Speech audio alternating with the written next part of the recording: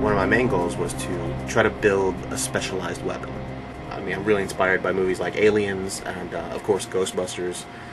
So building a specialized weapon for the job really appealed to me.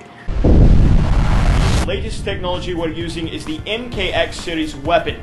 The MKX has a built-in scanner which detects what type of creature may be in your area and possibly even how many. It also IDs the species and threat level. The MKX300 basically is a monster killing gun. Wouldn't be a traditional gun in that it actually fired anything. This would be a gun that would actually send out a signal that would paralyze a creature and then blows its head apart. Didn't have the money to go out and buy a prop or get expensive parts to put together a prop. So if I'm going to build a prop, I'm going to have to build it out of things that I can get for free or I can get inexpensively. What it came down to was just bottles. Everywhere I looked, every time I saw a bottle, I would think guns. I would think props. I would say, how can I use this? Materials: orange juice bottles, Ensure bottles, olive oil bottles. Those would make good handles. Welder glue, a wooden stick, gray cable, bolts and washers, black spray paint, silver spray paint, LED headlamps, the more expensive stuff, a Black & Decker spotlight, which actually cost me about 30 bucks, and an old JVC mini DV camera. The basic shape of the gun, I was actually kind of going for a spaceship look. I wanted it to look different. I didn't really want it to look like a gun, and I wanted it to look a little bit futuristic. So I thought, let me build it like a spaceship. So there's basically two sections to the gun. There's the T section, the front part, and then the back part, which I call the gun section. Putting the bottles together, that front T shape, I would cut little holes and then slide the bottle in, or really pop the bottle in where it would coincide, and I would add glue into little cracks and crevices and let that solidify. And that worked out pretty well. That welder glue is amazing. It's a really strong adhesive.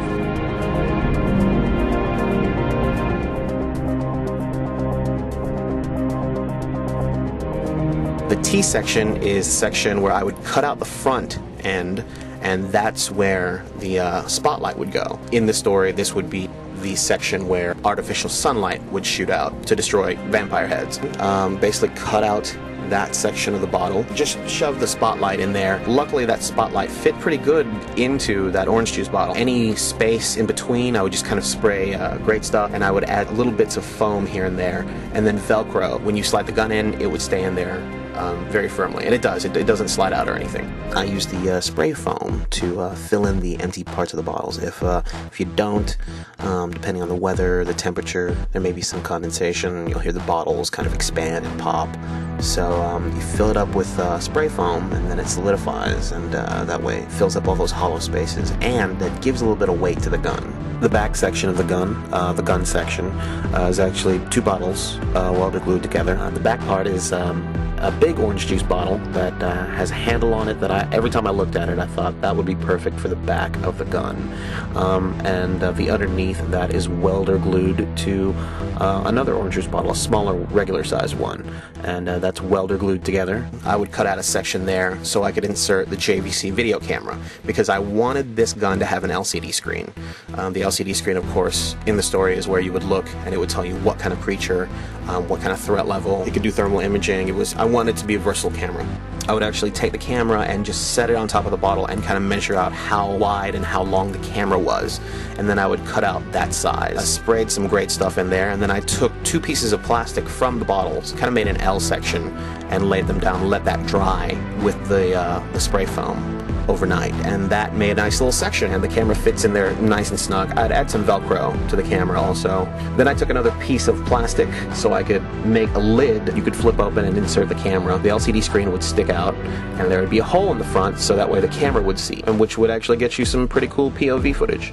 I took the two caps of the bottles and welder glued them together, and that way I could screw both ends together. In order to make sure the whole thing would be connected firmly, drill a hole through both lids and inserted a wooden stick through the middle and then into one bottle and into the other, and then I would screw it on Oh, and then I'd spray foam at both ends and then screw it on. It's pretty firm, actually. It does not come apart. I spray painted the whole thing with a layer of black and then silver, letting it dry and then going over it with black again.